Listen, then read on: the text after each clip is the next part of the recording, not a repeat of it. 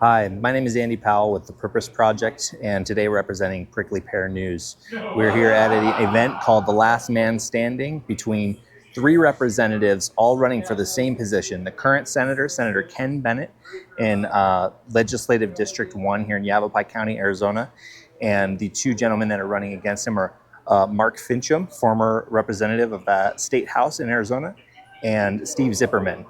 The event is put on by Azra, A-Z-R-A. Check out their website.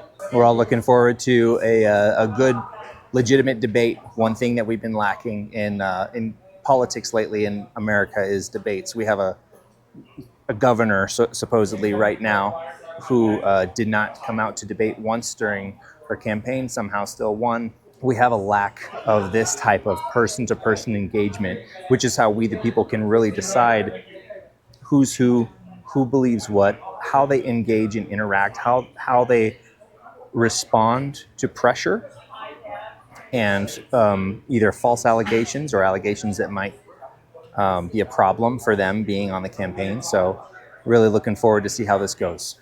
First question is 3 parts. What do you know about the Office of Resiliency?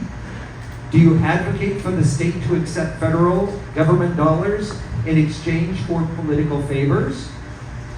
And the third, do you believe that climate change is an existential threat to our existence? Time starts now. Well, first of all, I am called Mr. Bennett many places, but I'm just going to take the prerogative to say that I am the senator from this district. And I hope people will respect that. And I respect these two gentlemen to my left.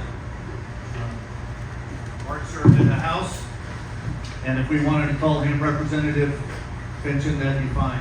But it's good. So I do not believe that it is an existential threat to our existence. I remember Malcolm X. I grew up in that era. He said the greatest threat to the black man, and I would say to us all, is the white liberal who can't control their hands on other people's money. Thank you. How should we, the people, hold the board accountable to the voters on tax increases? We're going to start with Steve Zipperman. I was incensed when I heard that the Yavapai College board had agreed to raise our property taxes by 3.4%. They are elected, which is good, but there's no oversight, and that's the problem. Because it's so long before we get a chance to vote those people that increased our taxes out, or the people who will vote things in as a ballot initiative or proposition. And the last one, acknowledge that there was maladministration with the process and method of our elections. Yes or no? Yes, our elections are never perfect. I do not believe that the errors that were made in the 2020 and 22 elections in Arizona changed the outcome of those elections. But I believe that... All right, hold it down. I believe that Republicans showed great courage. This is the speed round. You know that, right? Yeah. Okay. Yes. Okay. Mark. Yes, and we have the receipts of illegal activity. All right, Steve. We need to do away with the machines that make great boat anchors instead of tabulators. There were a lot of errors. There were a lot of errors in the 2020 and 2022 elections. A lot of places where there were problems. Is that a yes? Some of them were intentional, yes. All right, good. All right, so if a similar motion like this for endorsement is drafted in Yavapai County, are you willing to abide by it? Yes or no? Senator Bennett? Yes. All right, Mark Fincham? Similar or exactly the same? Exactly the same. Exactly the same, yes. All right, Steve? We agreed to each of the terms that you discussed, yes. All right, very good. So Yavapai County, if you heard that, let's do that as well. All right, question number 2. We have seen lawsuit after lawsuit in the 2020 and 2022 elections. Do you believe that both of those elections, 2020 and 22, were legally, fairly, and accurately conducted? Senator Bennett. Yes, they were not perfect, but they represented the choice of Arizonans in those elections. All right, Mark Fincham? No, they were not, and we have the receipts. That's why we went to the U.S. Court of Appeals. All right, Steve Zipperman? No, those elections were not clean. Many Arizonans express serious concern regarding mining and agricultural rights.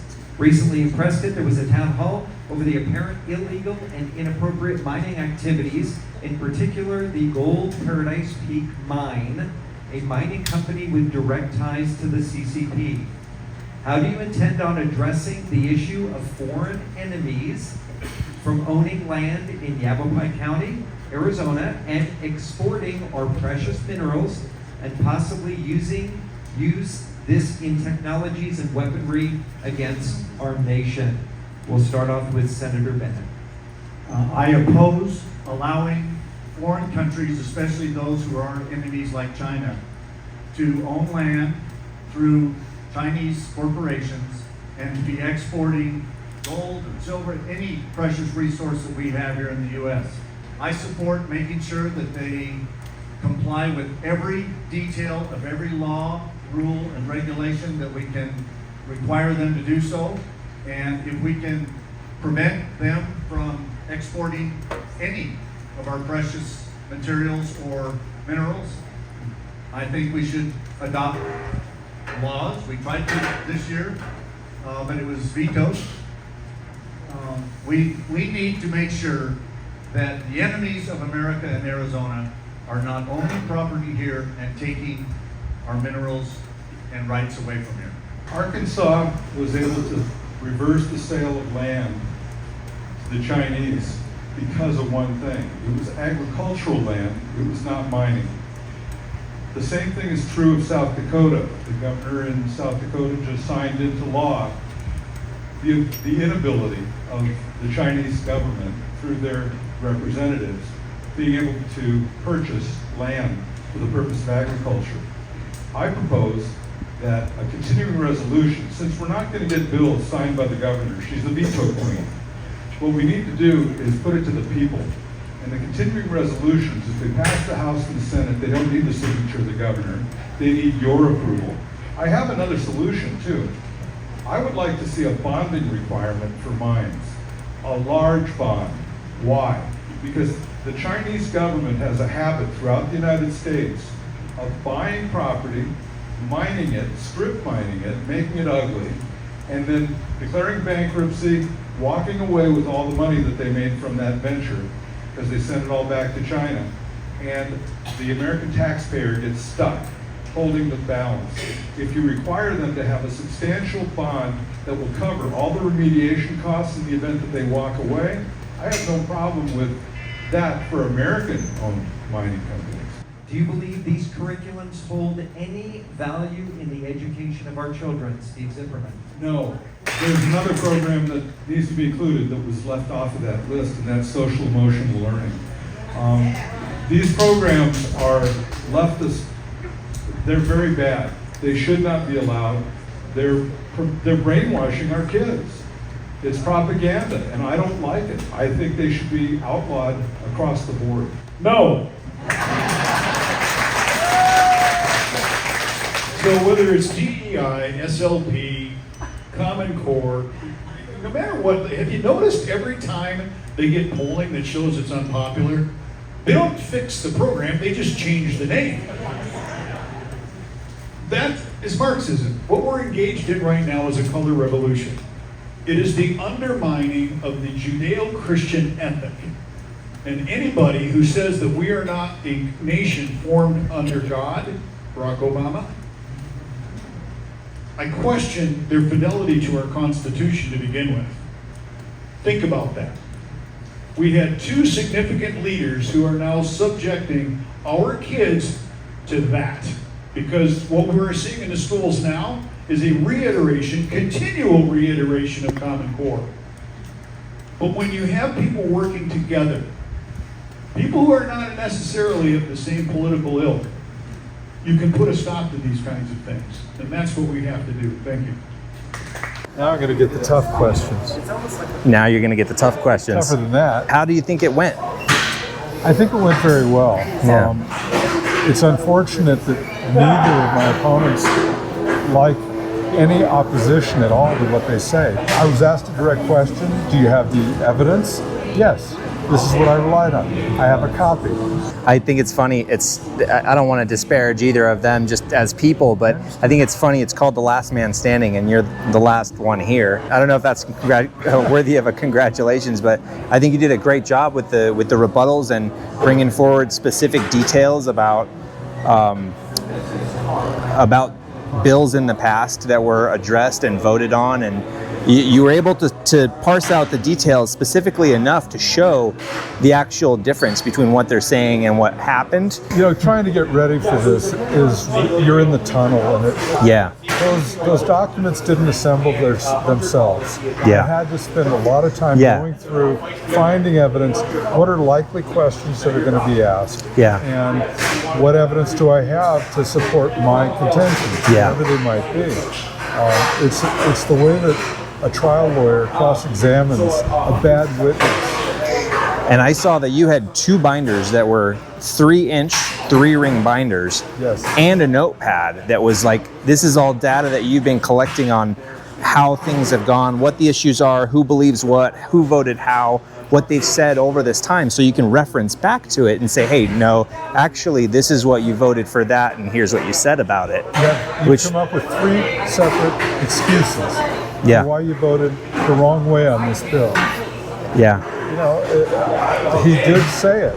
And if somebody put me to the test there, I would tell you the time and where the video in the Senate, Yeah. in the committee, when he said those things. Yeah. If I was put to the test, I could do that. Yeah, it's interesting watching somebody try to explain something away rather than owning up to it and moving forward. I would think you'd gain a lot more rapport with the people if you just owned up to what you did or said and said, hey, yeah, this is how I voted and here's why, and now I'm changing it.